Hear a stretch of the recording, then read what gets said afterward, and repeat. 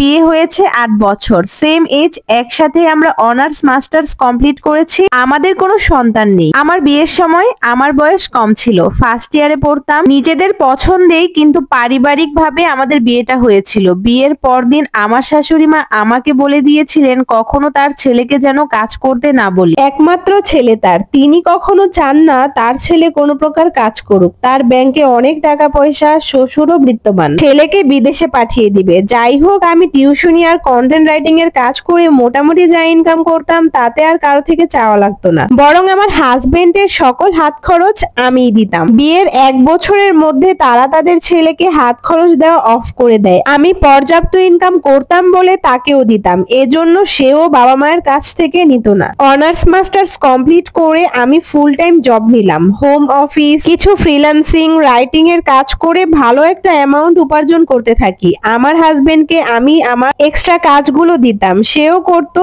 যা হোক প্রবলেম ছিল না। যাই হোক, ও দেশের পড়াশোনা শেষ করে বিদেশে যেতে চাইলো। ওর বাবা মা বলে টাকা পয়সা দিতে পারবে না, যেতেও দিবে না। লাস্ট 4 বছর যাবত আমি বাসার সকল খাওয়া দাওয়া ইউটিলিটিস দিয়ে আসছি, উনারা শুধু বাসা ভাড়া দিতেন। এটা নিয়েও আমাদের কোনো সমস্যা ছিল না। 8 বছর ধরে কখনো আমি আমার হাজবেন্ডকে বলিনি কিছু করো, সে যে করতে চাইতো না এমনটা নয়। ও ওর বাবাকে বলতো একটা জব ম্যানেজ করে দাও। উনি আমার দেখা মিনিমাম 30 জন ব্যক্তিকে বিভিন্ন সেক্টরে জব দিয়েছেন, কিন্তু নিজের ছেলেকে কখনো জব দিলেন না। ও প্রচন্ড ইন্ট্রোভার্ট, নিজে কোথাও চেষ্টা করতে সাহস পেত না, আমিও তেমন একটা জোর দিতাম না। যাই হোক, আমার ওর বাবা মা 6 মাস আগেই আমাদের বলল তোমরা আলাদা হয়ে যাও। আমরা অনেকবার জানতে চাইলাম কেন, কি হয়েছে, কিছুই বলে না, বলে চলে যাও, একসাথে থাকতে চায় না। আমরা স্টিল জানি না।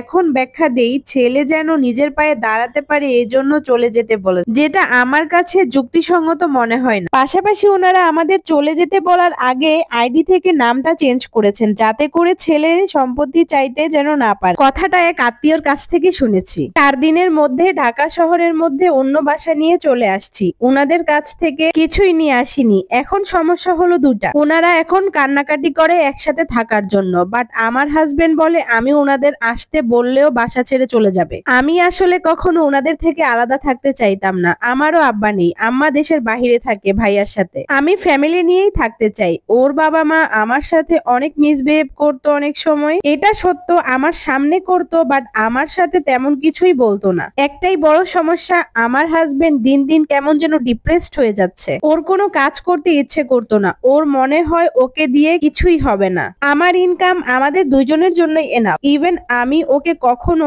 টাকার পিছনে দৌড়াতেও বলিনি। ও নিজেই সারাদিন বাসায় থেকে মেন্টালি সিক হয়ে যাচ্ছে। শুধু এই জন্যই বলছি না কিছু করো, লাইফে ফার্স্ট টাইম বলেছি, বাট ওর মনে হচ্ছে ও কিছুই করতে পারবে না। ও মানবেই না যে ওর মেন্টালি প্রবলেম আছে। ইভেন ওর লাইফে ও কিছুই চায় নাই, ও নিজেকে ব্যর্থ মনে করে সবসময়। আর তাছাড়া ওর পড়াশোনাও বেশ ভালোই ছিল। ওকে দেখে আমার জাস্ট একটা কালো মেঘের মতো লাগে। আমাদের মধ্যে কোনো সমস্যা নেই, 8 বছরে কখনো বড় ধরনের ঝগড়াঝাটিও আমাদের মধ্যে হয়নি। ইভেন ওকে ছাড়া থাকবো কখনো কল্পনাও করতে পারি না আমরা দুজনেই। ওকে শুধু একটু খুশি দেখতে চাই। আমি কি করব বুঝতে পারছি না, পরামর্শ দিতে পারলে দয়া করে দিবেন সবাই। নাম প্রকাশ্যে অনিচ্ছুক এক আপুর স্টোরি তোমাদের সাথে শেয়ার করলাম। ভিডিও ভালো লাগলে লাইক, কমেন্ট এন্ড শেয়ার করবা।